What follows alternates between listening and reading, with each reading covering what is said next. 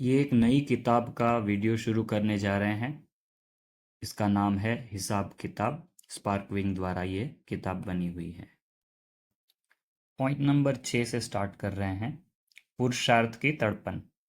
अव्यक्त स्थिति में ज्यादा से ज्यादा कितना समय रहते हो? ज्यादा में ज्यादा कितना समय होना चाहिए मालूम है? 8 घंटा किसी ने कहा। संपूर्ण स्टेज के हिसाब से तो 8 घंटा भी कम से कम है। आपके वर्तमान पुरुषार्थ के हिसाब से 8 घंटा ज्यादा है? कोई ने भी हाथ नहीं उठाया। अच्छा, जो 6 घंटे तक पहुंचे हैं वह हाथ उठाएं। कोई ने नहीं उठाया। अच्छा, 4 घंटे तक जो पहुंचे हैं वह हाथ उठाए। कोई ने 4 घंटे में, कोई ने 2 घंटे में हाथ उठाया।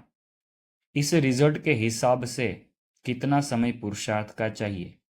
कोर्स भी पूरा हो गया, रिवाइज कोर्स भी हो रहा है, फिर भी मेजोरिटी का रिजल्ट। फिर बाबा ने डॉट डॉट डॉट, इसका कारण क्या है, मतलब मेजोरिटी का रिजल्ट ऐसा क्यों है, इसका कारण क्या है? सभी पुरुषार्थ भी करते हो, उमंग भी है, लक्ष्य भी है, फिर भी क्यों नहीं होता है? किसी ने कहा अटेंशन कम है। किस बात का अटेंशन कम है?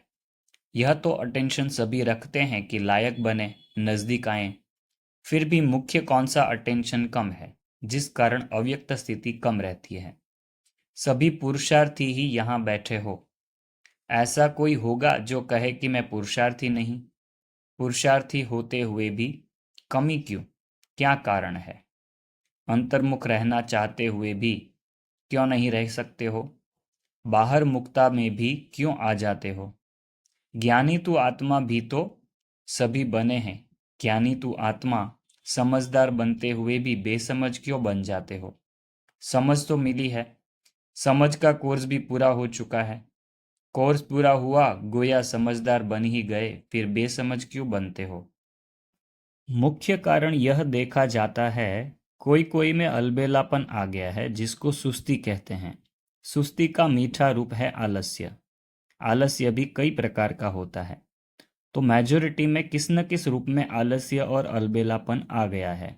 इच्छा भी है, पुरुषार्थ भी है, लेकिन अलबेलापन होने के कारण जिस तरह से पुरुषार्थ करना चाहिए वह नहीं कर पाते हैं। बुद्धि में ज्यादा ज्ञान आ जाता है तो उससे फिर ज्यादा अलबेलापन हो जाता है। जो अपने को कम समझदार समझते हैं वह फिर तीव्र पुरुषार्थ कर रहे हैं, लेकिन जो अपने को ज्यादा समझदार समझते हैं वह ज्यादा अलबेलेपन में आ गए हैं। जैसे पहले पहले पुरुषार्थ की तड़पन थी, ऐसा बनकर दिखाएंगे, यह करके दिखाएंगे। अभी वह तड़पन खत्म हो गई है, तृप्ति हो गई है, अपने आप से तृप्त हो गए हैं। ज्ञान तो समझ लिया, सर्विस तो कर ही रहे हैं, चल ही रहे हैं। यह तृप्त आत्मा इस रूप से नहीं बनना है। पुरुषार्थ में तड़प होनी चाहिए। 9 जून 1969।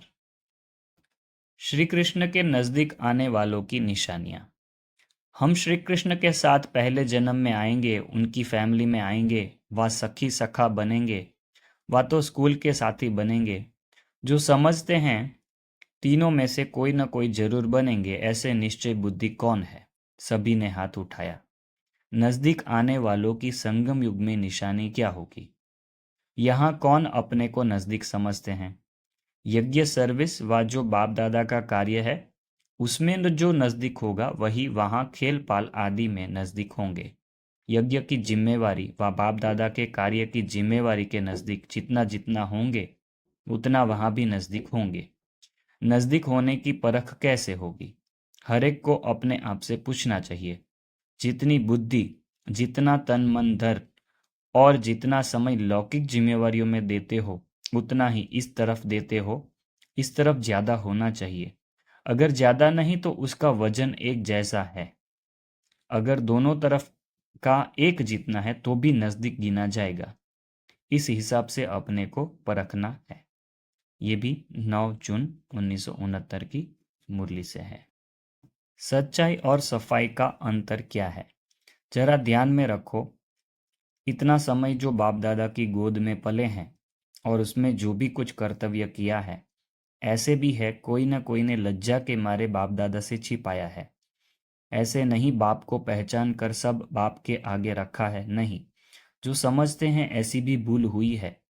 जैसे कोई अपनी दिल से भूल नहीं करते, परंतु अलबेलाई से हो जाती है। तो यह सबको लिखना है, बाप दादा से जिन्होंने बात की है उन्हों को भी लिखनी है सारी जन्मपत्री। यह अंत का समय है ना, 84 का हिसाब किताब यहाँ ही चुकतू होता है। सच्चाई और सफाई अक्षर तो कहते हैं, परंतु सच्चाई और सफाई में भी अंतर क्या है, उस अर्थ को नहीं समझा है। अब उसकी गहराई में जाकर सारा लिखना है। 6/7/1969। कम से कम इतना तो खुद संतुष्ट रहें। अपना बैंक बैलेंस भी नोट करना है। यह अलौकिक बैंक बैलेंस की बात है, हमारे पुरुषार्थ के रिलेटेड। जितना कमाते हैं उतना खाते हैं या कुछ जमा भी होता है। टोटल हिसाब किताब निकाला है, कितना जमा किया है। उस जमा के हिसाब से खुद अपने से संतुष्ट हो? किसी ने कहा नहीं। तो जमा करने का और कोई समय रहा हुआ है? कितना समय है? समय भी नहीं है, संतुष्ट भी नहीं है, तो फिर क्या होगा? अभी सभी को यह खास ध्यान रखना चाहिए, अपना बैलेंस बढ़ाना चाहिए। कम से कम इतना तो होना चाहिए जो खुद संतुष्ट रहें। अपनी कमाई से खुद भी संतुष्ट नहीं रहेंगे तो औरों को क्या कहेंगे? एक एक को इतना जमा करना है। क्या सिर्फ अपने लिए ही जमा करना है या औरों के लिए भी जमा करना है? औरों को दान करने के लिए जमा नहीं करना है? ऐसा समय अभी आएगा जो सभी भिखारी रूप में आप लोगों से यह भीख मांगेंगे, तो उन्हों को नहीं देंगे। इतना जमा करना पड़ेगा ना। अपने लिए तो करना ही है, लेकिन साथ साथ ऐसा दृश्य भी सामने होगा। जो आज अपने को भरपूर समझते हैं वह भिखारी के रूप में आप सभी से भीख मांगेंगे, तो भीख कैसे दे सकेंगे जब जमा होगा ना। दाता के बच्चे तो सभी देने वाले ठहरे। आप सभी के एक सेकंड की दृष्टि के अमूल्य बोल के भी प्यासे रहेंगे। ऐसा अंतिम दृश्य अपने सामने रख पुरुषार्थ करो। ऐसा न हो कि दर पर आई हुई कोई भूखी आत्मा खाली हाथ जाए। साकार में क्या करके दिखाया? कोई भी आत्मा असंतुष्ट होकर न जाए।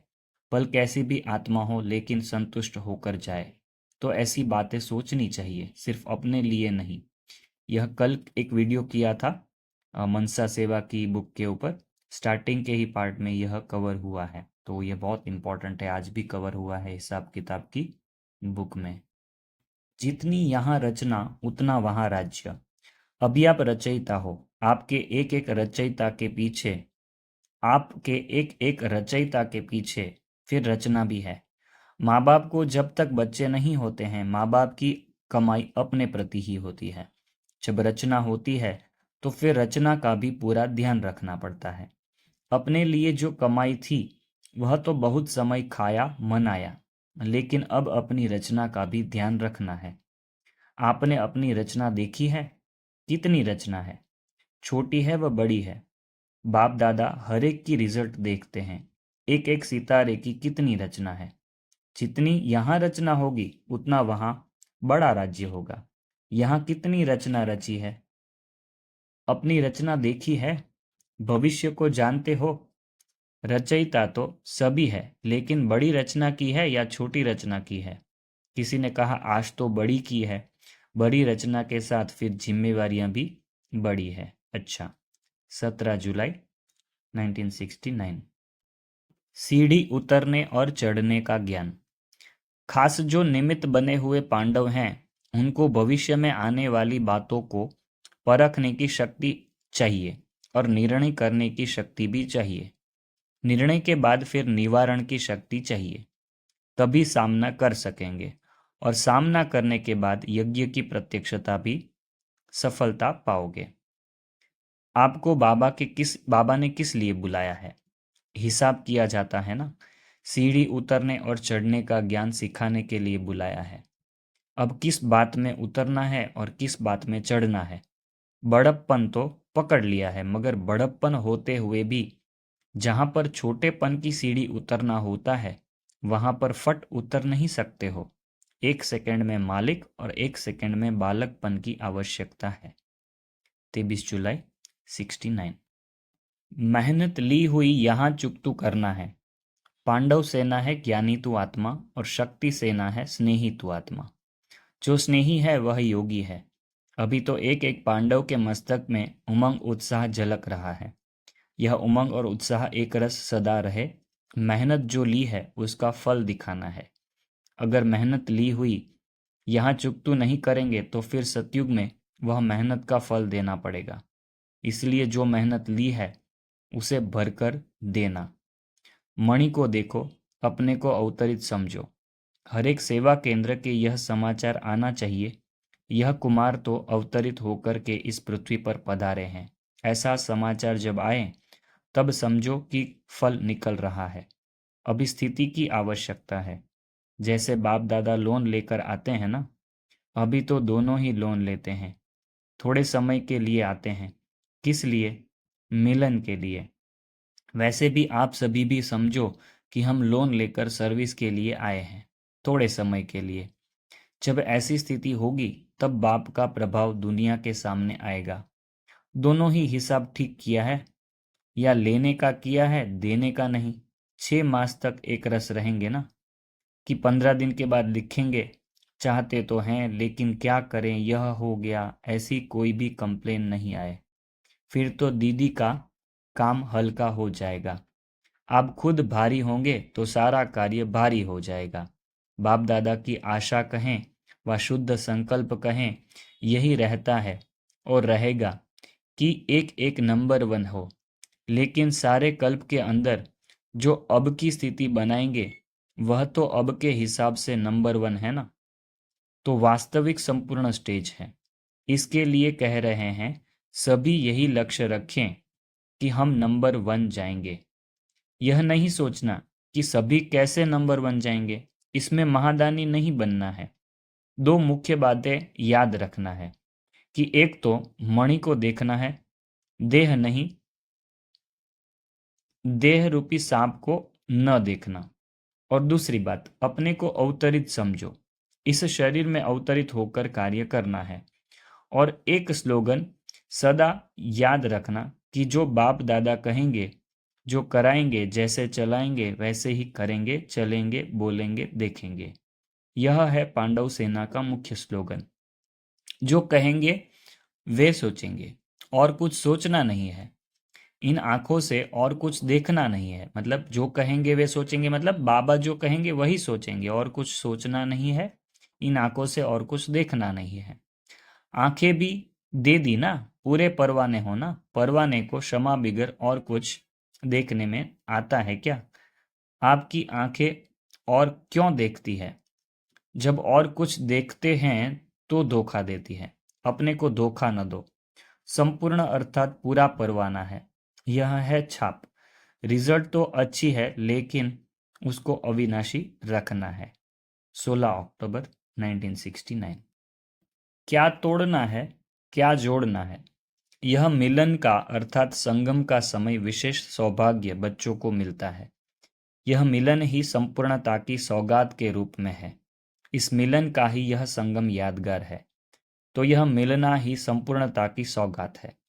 भट्टी के संपूर्ण बनने का तो छाप व ठप्पा तो लगा कर ही जाएंगे, लेकिन उसके साथ साथ इस भट्टी में हिसाब करना भी अच्छी रीति सीखना है। कहाँ कहाँ हिसाब पूरा न करने के कारण जहाँ प्लस जमा करना है वहाँ माइनस घटना कर लेते हैं, जहाँ माइनस करना है वहाँ प्लस कर लेते हैं, इसलिए स्थिति डगमग होती है। यह हिसाब भी पूरा सीखना है कि किस बात में जोड़ना है और किस बात में कट करना है। प्रवृत्ति में रहने के कारण जहाँ ना जोड़ना हो वहाँ भी जोड़ लेते हैं, और जहाँ काटना ना हो वहाँ भी काट लेते हैं।